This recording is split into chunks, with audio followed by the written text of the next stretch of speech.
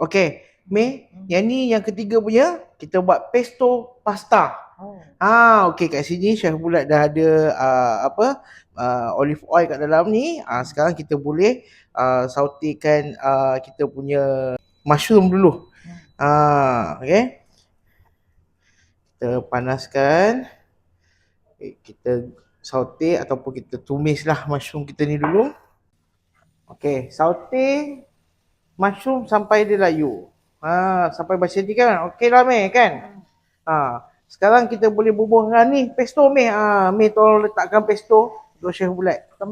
Satu sudu saja. Satu sudu. Sikit lagi. Okey. Okey, ni kita boleh tepikan.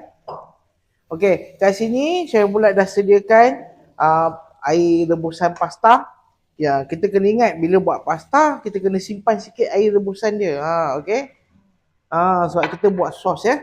Nampak tu Mei? Dia dah cantik macam ni. Kita bubur krim dulu. Kita ada kita punya cooking cream kita. Okey. Kita buat versi creamy lah. Okey. Okey. Okey, kat sini Chef Bulat dah pre-blanch, dah rebus separuh masak lah supaya pasta kita tak terlebih masak, dan kita boleh bubuhkan kat dalam kita punya sos.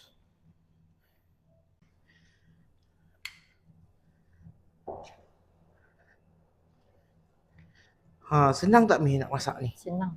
Kan? Satu sos pesto boleh dapat 3 jenis. Okey, kita gaulkan dia sampai dia betul-betul sebati lah Mei ya. Okey, kalau kat sini Mei nak tambah garam lagi ke, kalau Mei nak pedas, Mei nak bubuh chili flake ke pun boleh. Okey. Kalau nak Mei nak letak yang Chef Bulat ni semua hari ni versi vegetarian. Kalau Mei nak letak hotdog ke, boleh. Tak ada masalah. Nak letak seafood pun boleh Mei. Okey, dah siap, kita hidang, dan lepas ni Chef Bulat dengan Mei nak rasa tiga-tiga jenis hidangan yang daripada pesto. Okey. A few moments later. Mei, dah siap pun Mei.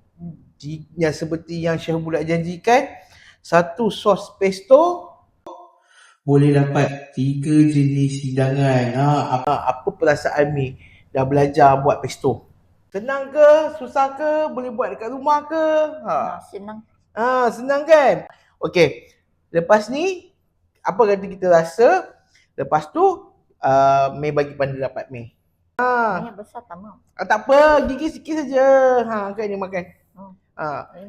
Boleh? Boleh. Good. Crispy tak Mei? Dengan crispy. sedap kan? Okey. So guys, siapa-siapa nak macam Mei jumpa Chef Bulat, belajar masak dengan Chef Bulat dengan BIH. Okey?